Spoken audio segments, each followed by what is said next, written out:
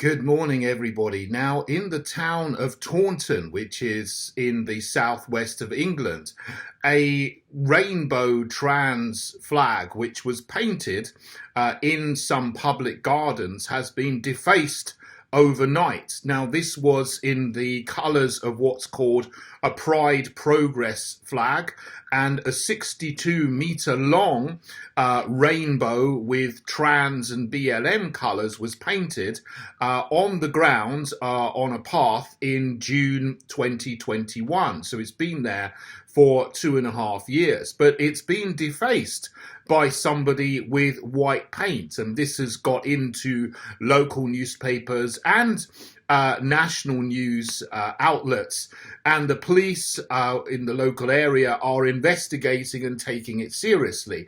I wouldn't be surprised if at some point they designate it a hate crime. Now, I am no fan of all of these rainbow crossings and rainbow paths everywhere. It's a waste of money, and it is highly and obviously political. They are pushing the alphabet agenda, the trans agenda, the LGBT, etc., all those letters, of which there are many, onto the public, whether you like it or not. And what happened in this town, Taunton, is that the local council took a decision to paint this flag with the trans propaganda colours in it as well, so that everybody who goes to this particular park in the centre of the town and walks along it will see this regularly, including children.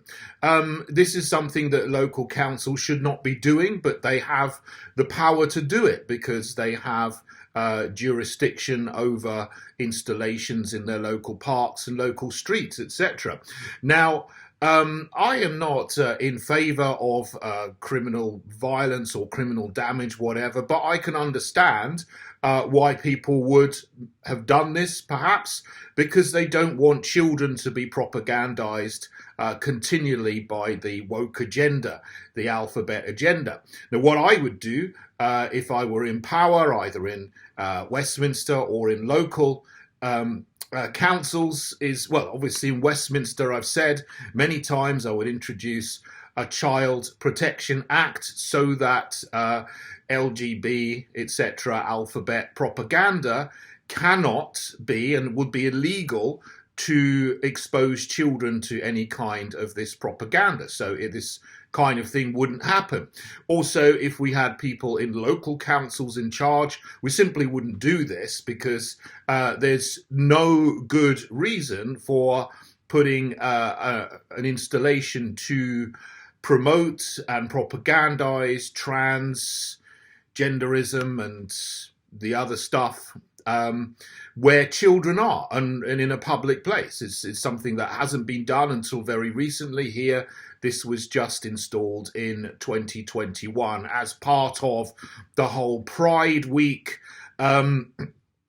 celebrations, as they say. So everybody has to celebrate all the alphabet things, which is not appropriate for where there are children in any shape or form. So this has happened. There's a big furore about it. And if you don't want these installations to happen, so this isn't an issue, so no, people don't have to go in the dead of night and paint them over and risk being criminalised by the police for doing this, then you need to vote people into your councils, your local councils, who will remove these installations democratically and not put them in, so that we don't have all of this LGB stuff all over the place. And you need to vote people in to Parliament, and we're the only party in the UK that has specifically said we will introduce a Hungarian-Russian style law to protect children from sexualization in any form, whether it's hetero, homo, trans. Children should be protected, and We need to let kids be kids. Now, of course, children like bright colours, and that's wonderful. Children should have bright colours around them, but bright colours, lovely colours that God made, of course, should not be associated with fringe adult sexual practices. And to associate the two with each other is a deliberate attack on the minds of children, and we need to stop it. So what's happened here in Taunton is very interesting.